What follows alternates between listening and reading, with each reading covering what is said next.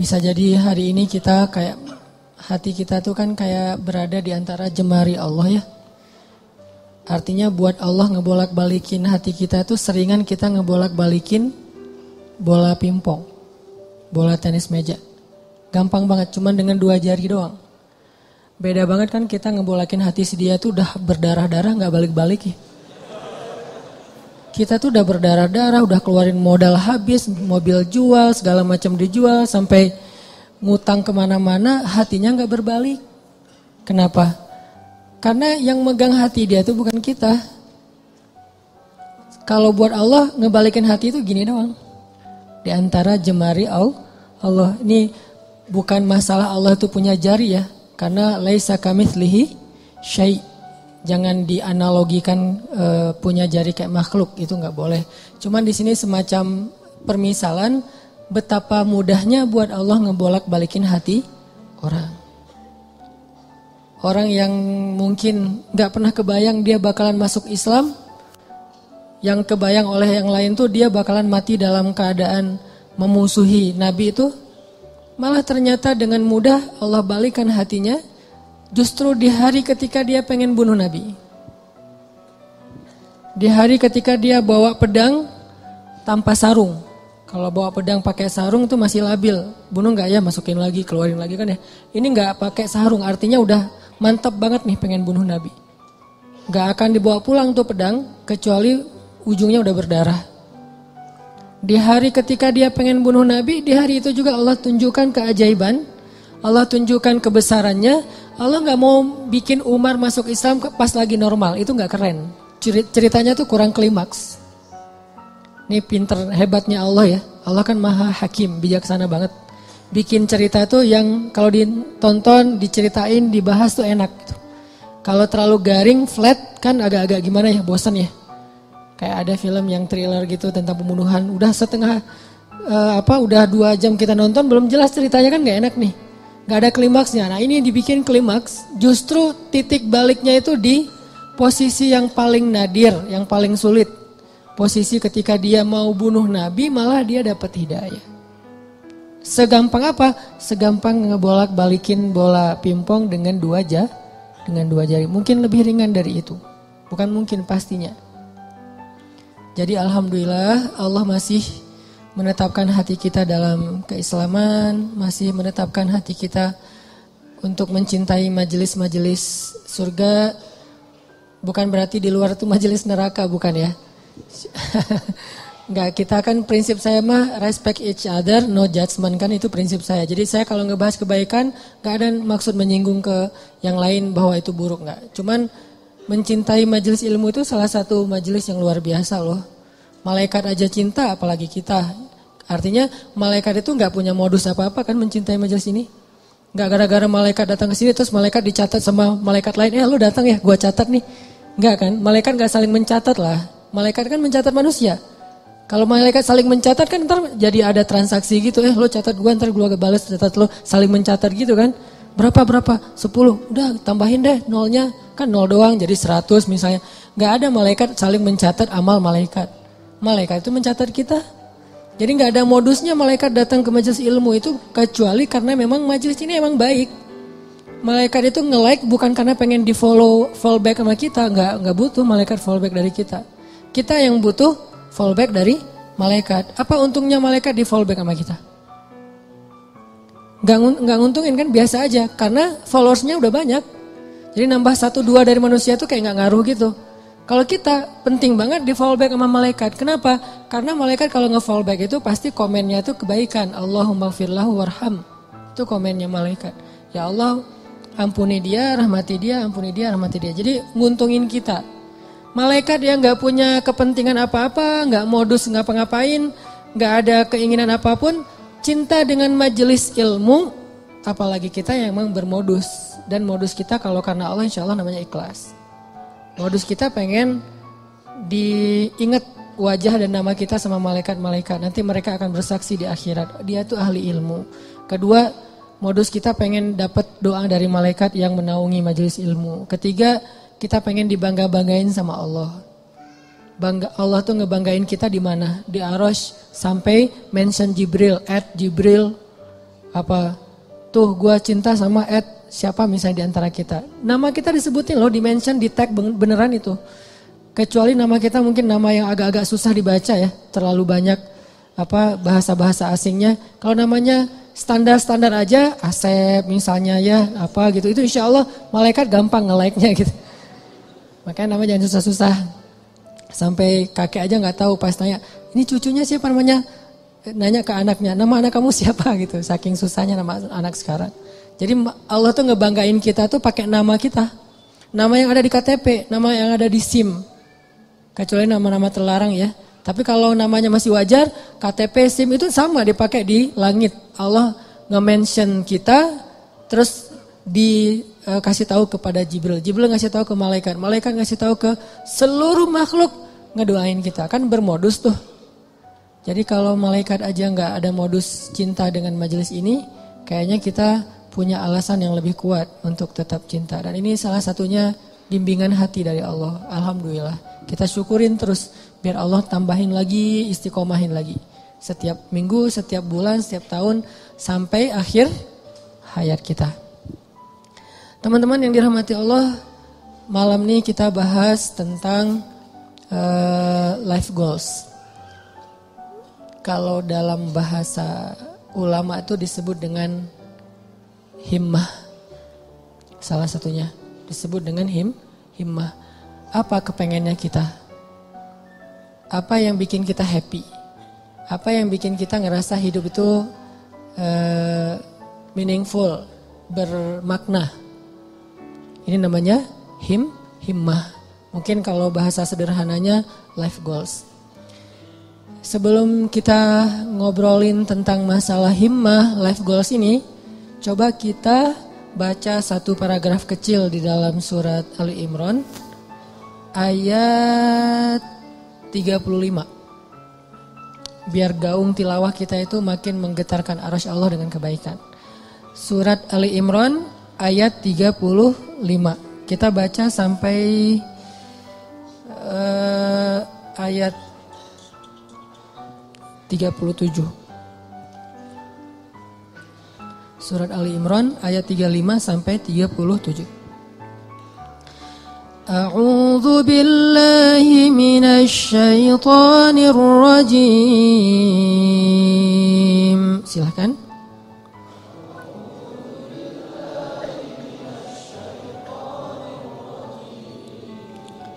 Bismillahirrahmanirrahim.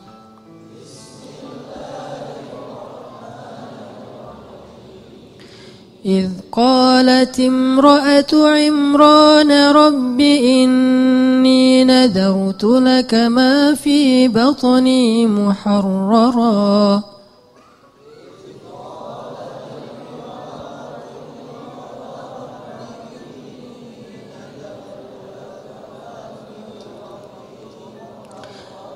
فتقبل مني إنك أنت السميع العليم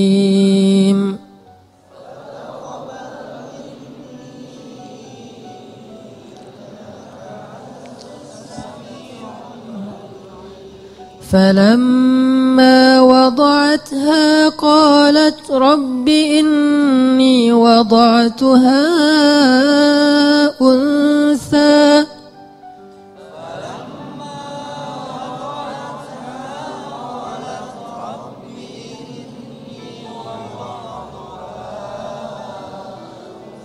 والله أعلم بما وضعت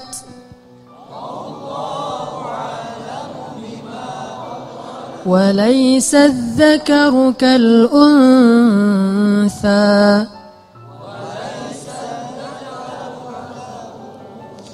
وإني سميتها مريم وإني أعيذها بك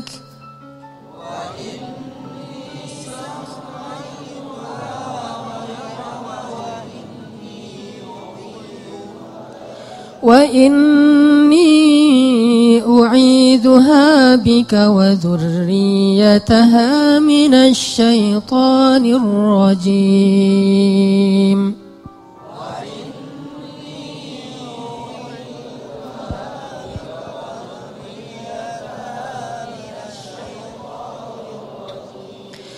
فتقبلها ربها بقبول حسن وأنبتها نباتا حسنا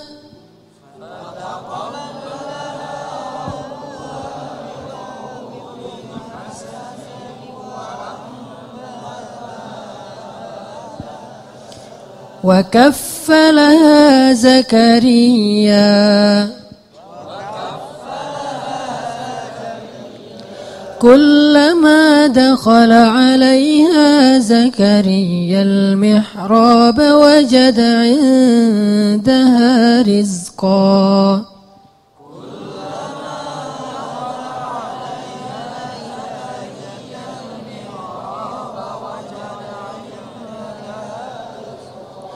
قال يا مريم أنى لك هذا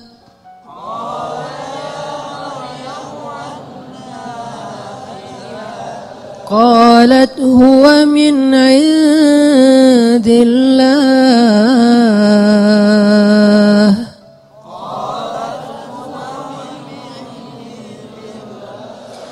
إن الله يرزق من يشاء بغير حساب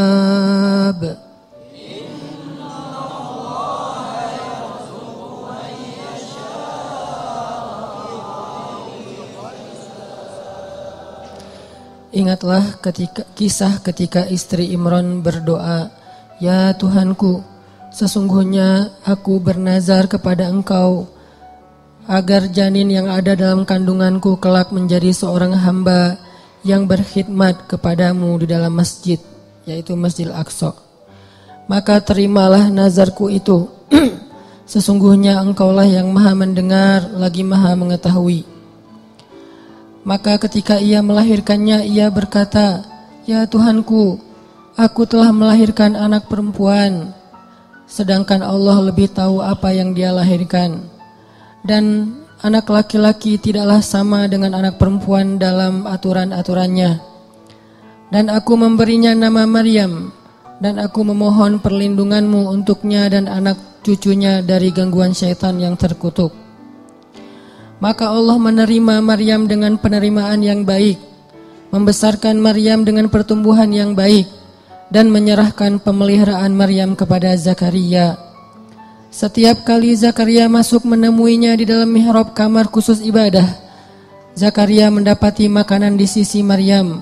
Lalu Zakaria bertanya, "Wahai Maryam, dari mana engkau memperoleh makanan-makanan ini?" Maryam menjawab, "Semua ini dari Allah. Sesungguhnya Allah memberi rezeki kepada siapa yang Dia kehendaki tanpa perhitungan." Shadaqallahul azim. Ini adalah sepenggal kisah teman-teman tentang himmah, life goals. Bahwa di sini dikisahkan himmah atau keinginannya Ibu Maryam, istri Imran. Dan by the way, Imran ini adalah salah satu simbol keluarga paling keren yang Allah rekomendasikan di dalam Al-Quran. Selain keluarga Nabi Muhammad itu ada dua keluarga lagi. Keluarga Ibrahim dan keluarga Imran. Jadi kalau kita pengen niru, pengen jadi rumah kita itu seperti apa sih? Seperti rumah Nabi Muhammad, Baitun Nubuwah, atau rumahnya Ibrahim, atau rumahnya Imran. Salah satu dari tiga itu. Kalau bisa tiga-tiganya lebih keren. Dan Allah rekomendasiin itu di dalam Al-Quran. Allah telah innallaha astafa Adam wa Nuhan wa ala Ibrahim wa ala Imran alal alamin.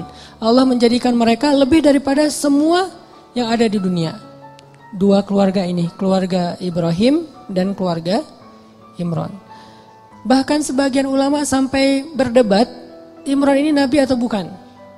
Sebagian mengatakan Imran ini orang solih, dan sebagian lagi mengatakan Imran ini termasuk salah satu di antara nabi, walaupun bukan rasul. Karena sebagian ulama mengatakan Nabi itu ada 124.000, banyak. Dan salah satunya ada Imran. Terlepas dari perdebatan status Imran, yang jelas dia adalah hamba terpilih. Dan Allah menikahkan Imran dengan seorang perempuan yang sangat solehah. Perempuan yang gak sembarangan perempuan. Yang dari bibit yang luar biasa ini nanti muncullah keturunan-keturunan yang luar biasa, hebat, menyejarah. Sampai Al-Quran aja nyebut mereka, nyebut namanya, nyebut kisahnya, nyebut keutamaannya. Itu keren banget. Dan tadi saya bilang by the way-nya apa? Istri Imran itu adalah adik kakak dengan istri Zakaria. Jadi Imran sama Zakaria apaan? Ipar ya. Karena istri Imran itu adik kakak sama istri Zakaria. Jadi Imran, Zakaria ini orang-orang soleh semua. Yang tinggal di Palestina atau tinggal di dekat Masjid Al-Aqsa. Lama Imran gak punya anak, lama Zakaria juga gak punya anak. Dua-duanya gak punya anak nih. Imran gak punya anak sampai usia tua, Zakaria juga gak punya anak sampai usia tua. Sampai kemudian istri Imran bernazar. Dulu nazar itu masih sesuatu yang wajar. Di zaman Nabi Muhammad sampai kita sekarang, nazar itu boleh tapi agak kurang disukai. Tapi boleh-boleh aja. Nah dulu istri Imran bernazar, ini nazar tuh, saya bernazar. Kalau saya hamil, saya pengen punya anak laki-laki. Kalau dia jadi anak laki-laki, akan saya jadikan dia sebagai marbot Masjid Al-Aqsa. Sebagai khadim atau marbot Masjidil Aqsa. Ini life goalsnya istri Imran. Pengen punya anak yang ngemakmurin rumah Allah. Pengen punya anak yang kerjanya ngapain? Jaga rumah Allah. Supaya Allah jaga dia nanti di akhirat.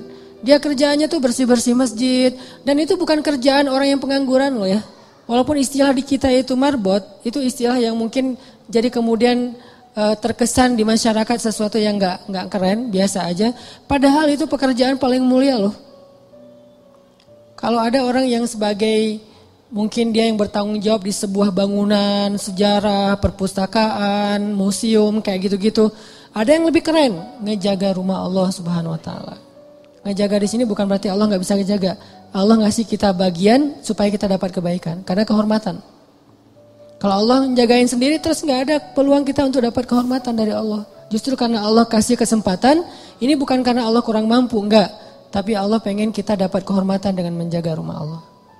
Memakmurkan rumah Allah. Itu life goalsnya istri Imran. Pengen banget punya anak laki-laki bakalan jadi seperti Zakaria.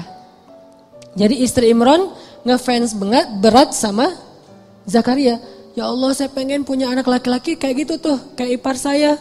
Kayak Zakaria. Mudah-mudahan anaknya laki-laki. Nazar sampai. Fataqabbal minni ya Rabb. Terima ya Allah, terima. Nazar. Dulu kan gak ada USG ya. Ketawanya pas sudah lahir. Pas sudah lahir kaget istri Imran.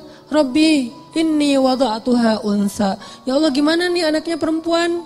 Sementara walaysa dzakaru kal unsa. Ini perlu kita garis bawahin. Laki-laki tidak sama seperti perempuan. Ini bukan bab emansipasi. Bukan Islam anti kesetaraan gender. Bukan.